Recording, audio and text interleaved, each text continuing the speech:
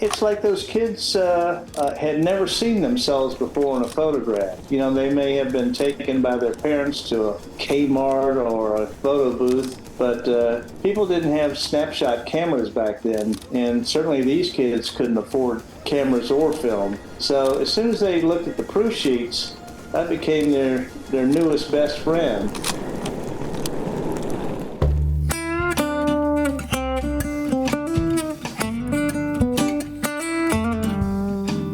Welcome to Forum, Beyond the Pages, the podcast that tells the stories behind the stories of Florida Humanity's award-winning magazine. I'm Andrew Quintana. It's game on in this newest season as we speak to the writers who penned the articles in our spring 2024 sports issue of Forum. This week, photographer Bill Yates on the story Age of Innocence. For decades, more than 700 film negatives of a rural Tampa roller rink in the 1970s were stored in the home of professional photographer Bill Yates, never seeing the light of day.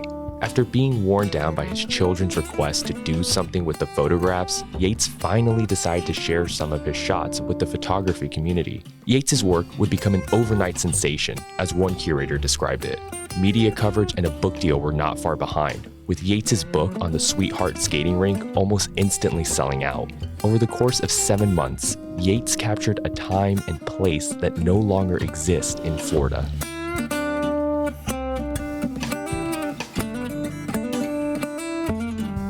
First off, Bill, I just wanted to say congratulations on being the first photographer we've spoken to on this podcast. You know, we've had writers and scholars come on here, but never someone who's been behind the lens of a camera. I'd imagine it's different crafting a story when you intend to write it than when you intend to document it with a camera. What made you want to photograph the Sweetheart roller rink in Tampa? Well, it wasn't about a desire to shoot it, knowing about it ahead of time. I was just out of boot camp, not in boot camp, but active duty in the Navy and going back to college. And I was at the University of South Florida in Tampa in the art department. And, photographers are a curious lot. And I was driving around one day, just kind of interested in seeing how light fell on the environment. And as I'm going down this road, I see to my left this strange, out of place, 20s, 30s building in a rural area of Hillsborough County. And I did a quick U-turn. And as I pulled up onto the gravel drive there, the owner came up and said, hey, you want to take a look inside? And I said, sure. And I told him I was a photographer and I was a photography student at the University of South Florida. He says, well, if you want to take some good pics, come on back tonight. This place is going to be jumping. The subjects in these photographs, most of them were teens and children who frequently visited the roller rink. I'd imagine they weren't really welcoming to someone in their 20s with a camera. Is that the case? Or if it was, what was the process like of having these kids lower their guards and allow you to capture such honest moments? Well, when I went in the first night, I had my camera, and when I had my camera, it's not like cameras of today. I had a twin lens reflex camera with a gigantic flash mounted to the side, and you had the battery pack that was hooked onto my belt. You know, I wandered in there and started shooting, and people were very curious. And the first night it was kind of interesting. A few people were put off, a few people clowned around. But when I got back to the photo lab that evening, I remember one of my fellow students saying, why don't you make an extra proof sheet and take the proof sheet and show the kids what you shot next time you go. I thought, well, that's not a bad idea. And I shot half a dozen rolls that first evening. So I brought back 6 proof sheets, and the owner let me tack them up on the wood siding of the interior, which I did. And it's like those kids had never seen themselves before in a photograph. You know, they may have been taken by their parents to a Kmart or a photo booth to get their Christmas pictures taken, or Thanksgiving, or celebrate a birthday or a wedding or something. But people didn't have snapshot cameras back then, and certainly these kids couldn't afford cameras or film. So as soon as they looked at the proof sheets, I became their newest best friend. And they also saw that I was not shooting them or photographing them in any kind of demeaning manner. It was just as they were in the rink. And they were excited each weekend I came back for the next 25, 30 weekends.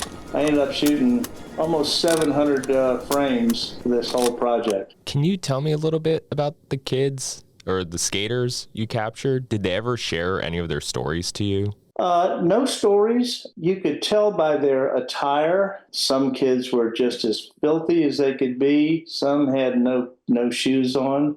Some kids, dressed up as best they could. It sort of reminded me of the Chris Christopherson lyric in one of his songs. He put on his cleanest dirty shirt. And that's the way a lot of these people were. They put on their cleanest clothes that they had, and they came. It was a poor area, but it was a wide cross section of people, though. Once inside the rink, it was fairly democratic. Everybody treated each other equally with a lot of respect, and they were all there to have fun and probably be away from their parents for a while and just be amongst their own kind. Can you tell me a little bit about what you're looking for when you're taking these photographs? Are you looking for anything specific? Are you following any of your subjects throughout the night and trying to understand maybe there's a story here I can capture? Or is it kind of just spur of the moment? You just got the perfect shot in that moment? Well, let's back up for a second here.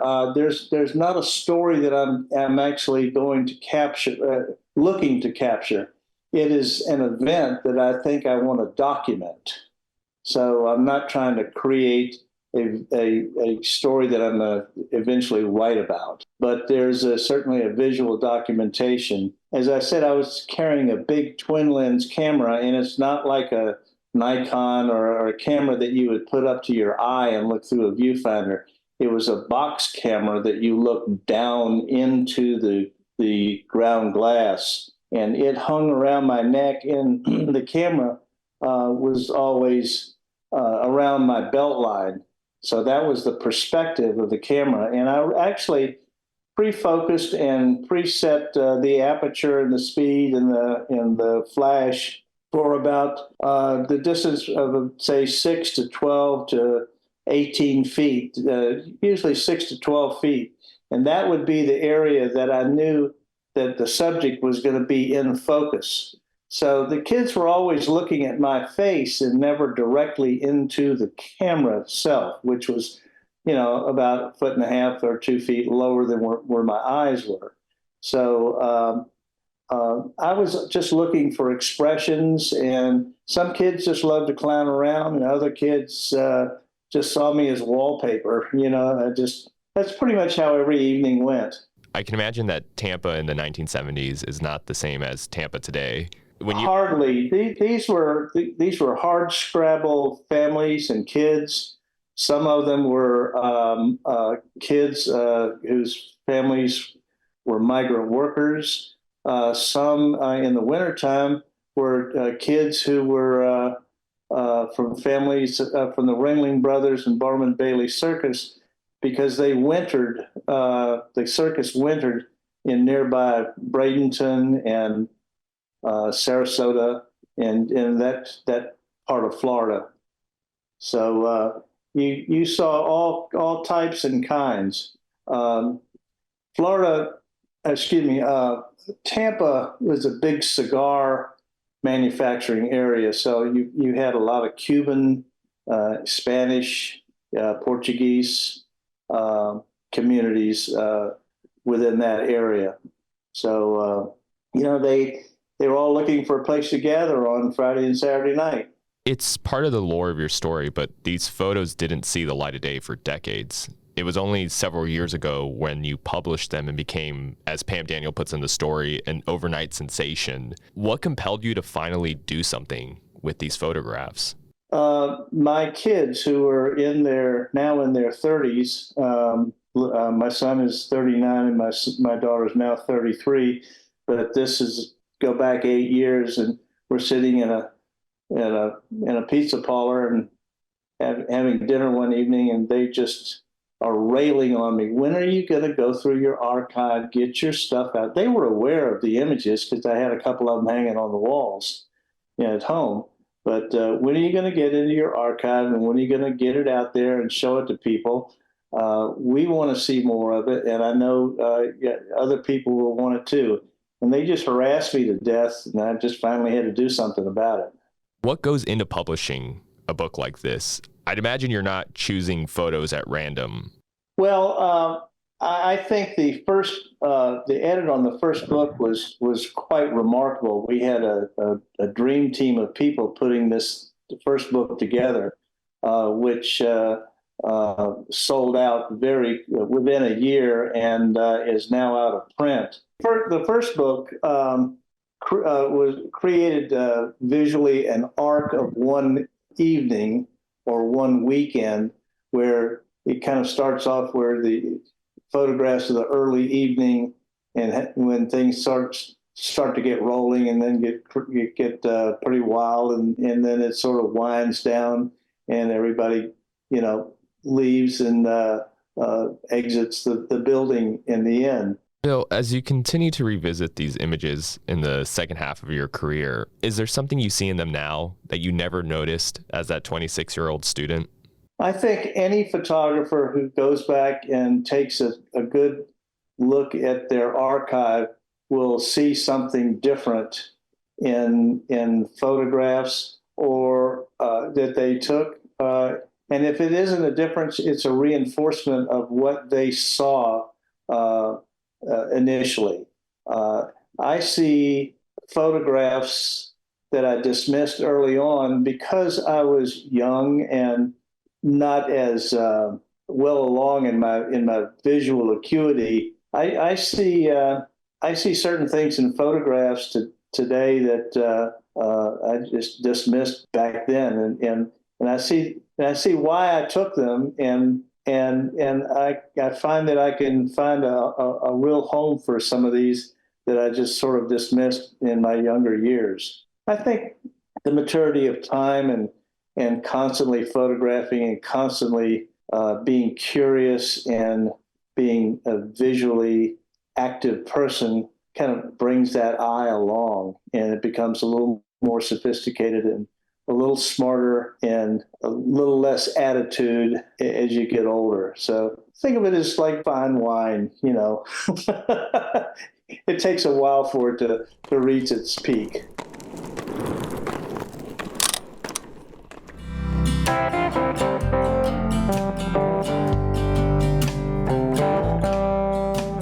That was Bill Yates on the story Age of Innocence.